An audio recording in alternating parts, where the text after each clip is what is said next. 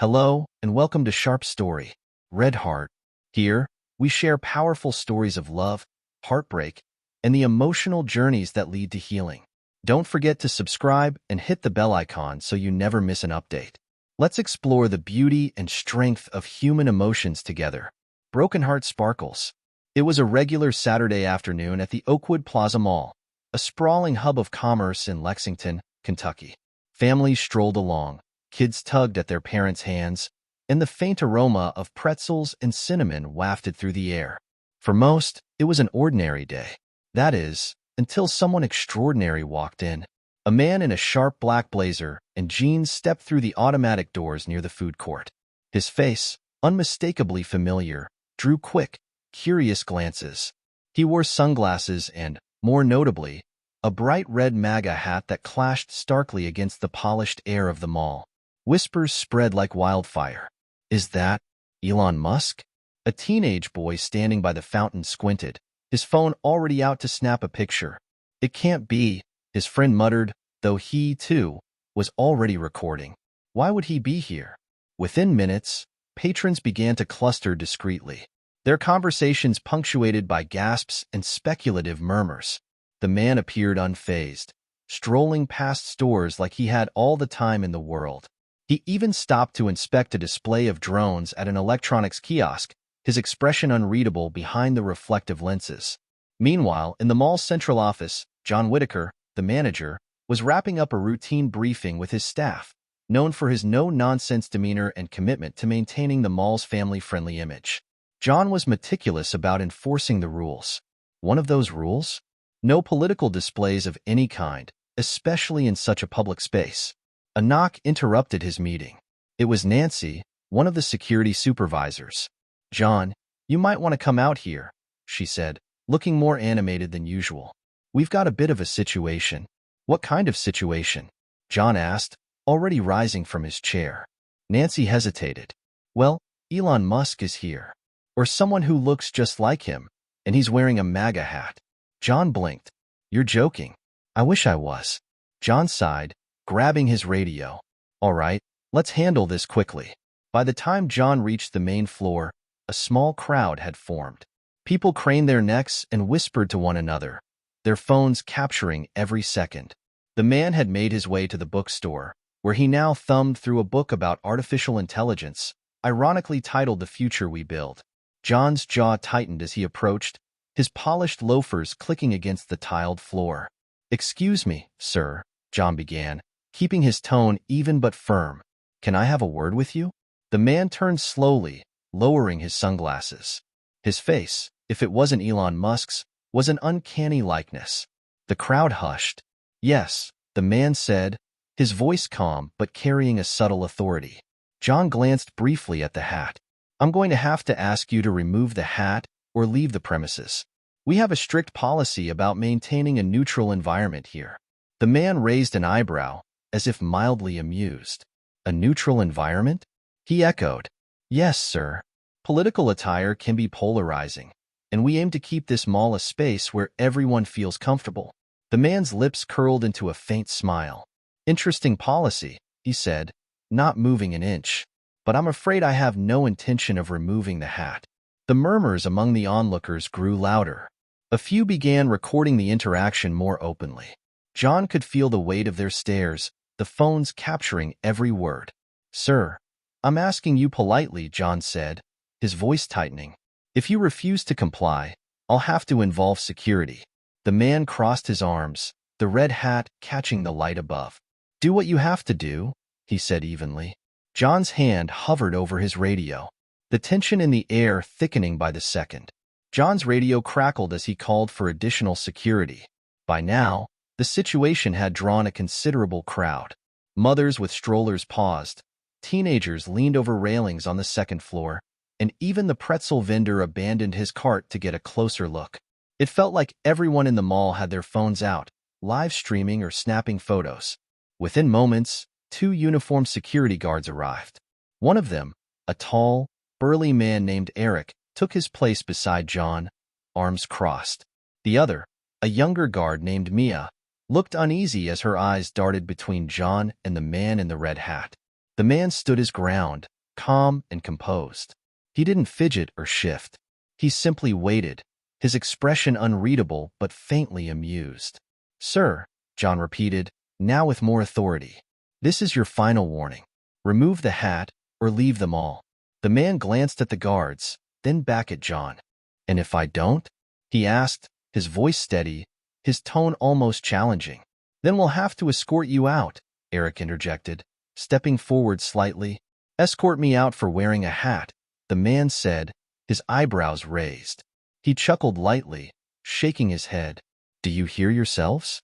The crowd began to murmur louder. Some voices rose above the rest. "This is ridiculous." "Let him wear the hat," shouted a middle-aged man in a denim jacket. "Yeah, he's not hurting anyone," a young woman added, holding her phone high to record, but others had a different take. "This is private property. They can enforce their rules." Someone countered from the back. "It's not about the hat, it's about keeping politics out of public spaces," another chimed in.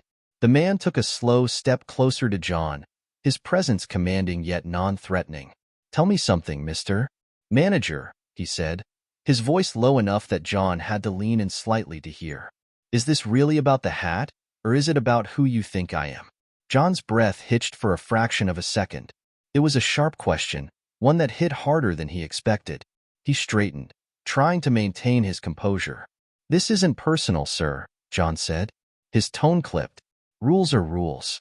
Rules are rules," the man echoed softly, almost to himself. He took off his sunglasses, revealing piercing blue eyes that were startlingly familiar. The crowd collectively gasped as though they'd been holding their breath. "Oh my God, it is him." Someone whispered loudly, "Elon Musk." A teenage girl shrieked, her voice breaking through the din. The man smiled faintly, but didn't confirm or deny it. He simply stood there, letting the moment hang in the air. John felt the sweat prickling at the back of his neck. This wasn't what he'd signed up for.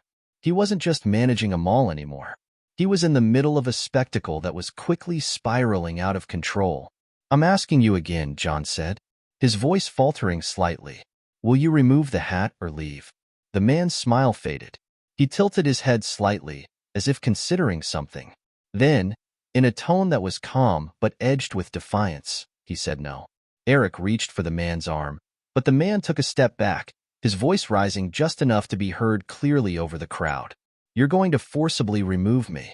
Go ahead, let the world see." The crowd erupted. Some cheered him on, while others gasped, their phones capturing every second. A few began shouting at the security guards to back off, while others defended the mall's policy. Mia looked nervously at John. "What do we do now?" she whispered. John hesitated, weighing his options. The situation had become a public relations nightmare. No matter what he did, someone would be angry, and the incident would be plastered all over social media by nightfall. Before he could respond, the man raised a hand, signaling for silence. The crowd gradually quieted, their attention glued to him. "Let's not make this harder than it needs to be," the man said, his voice calm but firm. He turned to John. "But before you make your decision, maybe you should hear why I'm here." The crowd leaned in. Their curiosity piqued. Even John found himself compelled to listen, despite his growing frustration. "All right," John said after a long pause. "Let's hear it. But if this is some kind of stunt, you'll understand soon enough," the man interrupted, his tone carrying a quiet confidence. The man clasped his hands together and took a deliberate step forward, his voice resonating just enough to command the attention of everyone nearby. "You all think this is about a hat," he began, glancing around the crowd, making eye contact with a few onlookers. "But it's not. It never is." The murmuring stopped. Phones stayed poised, recording every word as the crowd swelled even more, spilling into the nearby corridors and stores. Some employees leaned against counters, riveted, while others stood in their shop doorways, captivated. The man turned to John, gesturing lightly.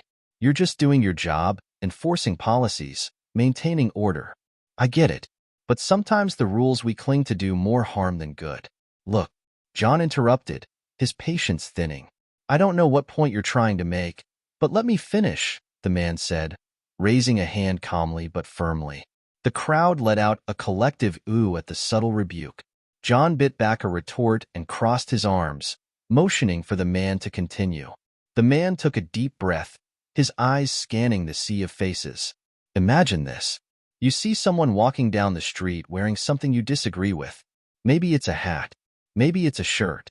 Maybe it's just the way they look. You feel uncomfortable, so you decide they shouldn't be allowed in your space. You tell yourself it's about principles, about protecting others from discomfort, but really it's about fear. Fear of what they represent, fear of what you don't understand.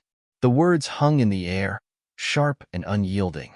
Some people nodded subtly, while others shifted uncomfortably. The tension was palpable. A voice from the crowd suddenly cut through the silence. But why the hat? Why here? It was a young woman in a striped sweater, her phone still aimed squarely at the man. He smiled faintly, acknowledging the question. Good question. I'll get to that.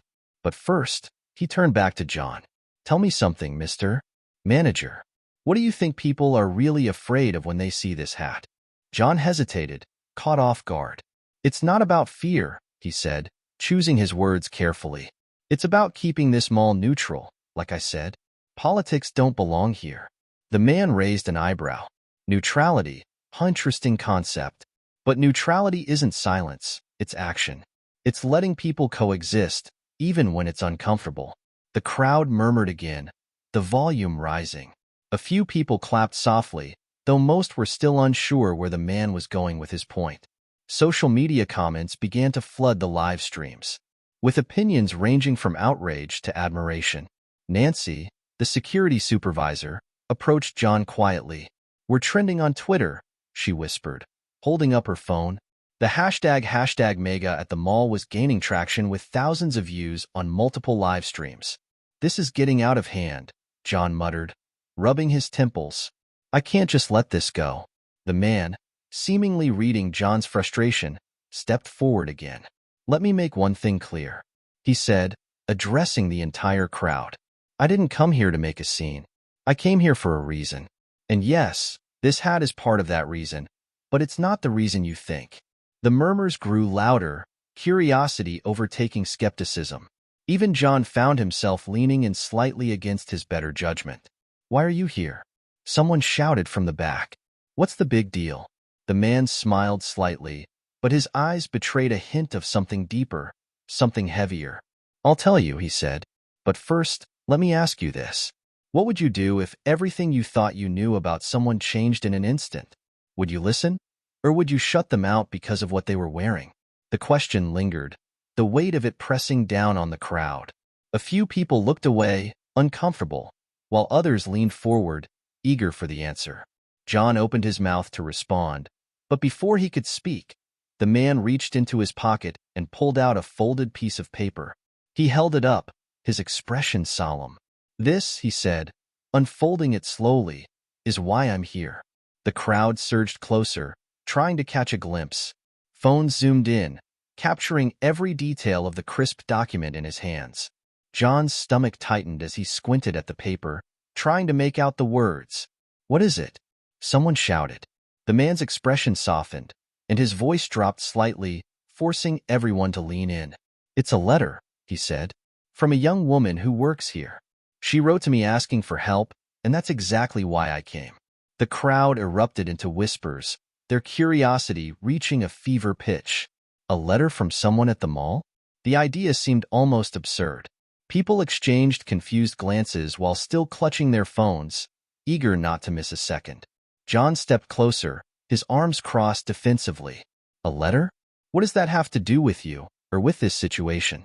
The man unfolded the paper completely, glancing at it briefly before raising his gaze to the onlookers. His tone softened, carrying a weight of sincerity. This letter is from a young woman named Kaylee, he said. She's 21, works at the food court, and dreams of going to college one day. A gasp rippled through the crowd. In the back, a girl in a green apron, holding a tray of napkins, froze. Her face turned pale as she recognized her name. Oh no, she whispered, her hands trembling. She wrote to me, the man continued, because her mother's medical bills are crushing her family. She's been working 2 jobs just to help keep the lights on. And despite everything she's been through, She's still trying to save enough for community college. The crowd's energy shifted. The tension of confrontation gave way to something more profound, empathy. Even John felt the knot in his stomach loosen, replaced by a flicker of unease. "But what does this have to do with you?" John asked, his voice quieter now. "Why would she write to you?" The man smiled faintly, his eyes meeting John's directly. "Because she believed I could help," he said simply. He held the letter up again, gesturing toward the crowd. "Kaylee didn't just send this to anyone. She sent it to me, Elon Musk. And for the record, yes, that's exactly who I am." The crowd erupted into chaos. Some people gasped audibly, while others shouted in disbelief. Phones zoomed in on his face, comparing his features to the man they'd seen on countless news programs. A teenage boy exclaimed, "I told you it was him," while another muttered, "No way, this is insane." Even John, usually unflappable, found himself reeling. He stared at the man, now undeniably Elon Musk, struggling to process what was happening. "Wait, what?" Musk chuckled softly, shaking his head. "You didn't believe me before, and I get it. This isn't exactly a typical day at the mall." He turned back to the crowd, his voice growing steadier. "Kaylee's letter moved me. She didn't ask for money, by the way. She just asked for advice. Advice on how to balance her dreams with the weight of her family's struggles. She thought maybe I could give her some guidance." Kaylee, still frozen in the back, tried to hide behind the soda machine, but the crowd had already spotted her. Several people turned toward her, pointing and whispering. Her face burned with embarrassment. "Kaylee," Musk called gently, his eyes scanning the crowd until they landed on her. "You don't have to hide. Come here." She hesitated, her heart pounding. Her co-workers nudged her forward, whispering encouragements. Finally, with shaking hands, she stepped into the clearing, her green apron still tied around her waist. The crowd parted to let her through. Musk smiled warmly, handing her the letter. "You were brave to write this," he said. "And you were right. I want to help." Kaylee stared at him, her eyes wide with disbelief. "You actually read it?" She stammered. "I didn't think anyone would." "I did," Musk said firmly. "And I came here today because I wanted to meet you in person." Tears welled in her eyes as the weight of the moment hit her. "I don't understand," she said. "Why would you care about someone like me?" Musk placed a hand on her shoulder, his voice filled with conviction. "Because people like you are the reason I do what I do. You're the future, and you deserve a chance to build something amazing." The crowd broke into applause, some wiping their eyes as they watched the emotional exchange. Even John found himself clapping hesitantly, caught up in the moment. Despite his earlier frustration, Kaylee wiped her tears, her voice trembling. "But I don't know what to do next. I'm just trying to survive." Musk smiled, his gaze steady.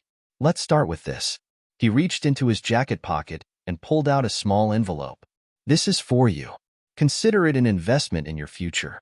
Kaylee took the envelope with trembling hands, opening it cautiously. Inside was a check. She gasped audibly, covering her mouth as her eyes scanned the number. The crowd leaned in, eager to know what it said. Kaylee's voice cracked as she whispered, It's $50,000. The applause erupted again, louder this time. People cheered and whistled, their earlier tensions forgotten in the wake of the heartfelt gesture. The mall echoed with cheers and applause, a stark contrast to the tense standoff from moments before. Kaylee stood in stunned silence, clutching the envelope like it was a lifeline. Her coworkers rushed to her side, patting her back and offering congratulations. The crowd buzzed with energy, everyone eager to capture this once-in-a-lifetime event on their phones. John stepped forward cautiously, his professionalism warring with the humanity of the moment. "Mr. Musk," he began, his voice quieter now. "I didn't know about this situation. If I had," Musk turned to him, his expression calm but firm. "You didn't know because you didn't ask," he said, his tone cutting just enough to make John flinch. "You saw a hat and made a judgment. I get it. Rules are rules. But sometimes, rules need to bend for the right reasons." John nodded, shame washing over him as the weight of Musk's words settled in. "You're right," he admitted. "I was too focused on enforcing policy to see the bigger picture." I'm sorry. Musk's face softened, and he offered a small nod. Apology accepted. Just remember, people are more than what they wear or the opinions they hold. Sometimes it's worth taking a moment to understand the person behind the appearance. The crowd murmured in agreement, a few people nodding thoughtfully. Musk turned back to Kaylee, his smile returning. This is just the beginning, he said. Use this opportunity to chase your dreams, and when you're in a position to help someone else, pay it forward. Kaylee wiped her tears, her voice trembling as she responded, I will, I promise. As the crowd began to disperse, the energy shifted again. The event had been recorded, shared, and discussed in real time, making waves across social media platforms. News outlets quickly picked up the story, framing it as an unexpected act of kindness from one of the world's most recognizable figures. Back in his office, John scrolled through Twitter, his face pale as he read the comments. Most praised Musk for his gesture and Kaylee for her courage, but a fair share criticized John's actions, accusing him of overreach and bias. He sighed, feeling the sting of public opinion. Yet amid the negativity, one comment stood out. Sometimes we all need to be reminded to see the humanity in each other. Lessons learned today. Let's do better. That night, Kaylee sat at her kitchen table, the check still in her hands. Her mother, frail but smiling, reached over to squeeze her daughter's hand. You've always been a fighter, she said, and now you've got the chance to do something incredible. Kaylee nodded, her determination growing. She didn't know exactly what the future held, but for the first time in a long while, she felt hope. Real, tangible hope. Meanwhile, Elon Musk's departure from the mall was as understated as his entrance. He declined interviews, waved politely to fans, and slipped away without further fanfare. But his actions left a lasting impact, not just on Kaylee, but on everyone who witnessed the day's events the next morning. Oakwood Plaza's management issued a statement apologizing for the incident and promising to review their policies to ensure a more inclusive environment. John himself drafted the statement, vowing to approach his role with more compassion and understanding moving forward. The story became a viral sensation, sparking conversations across the country about judgment, compassion, and the power of small acts of kindness. Kaylee's story inspired others to share their struggles, leading to a wave of support and community-driven initiatives. In the end, what began as a confrontation over a hat transformed into something far greater, a reminder of the humanity that connects us all, even in the most unexpected places.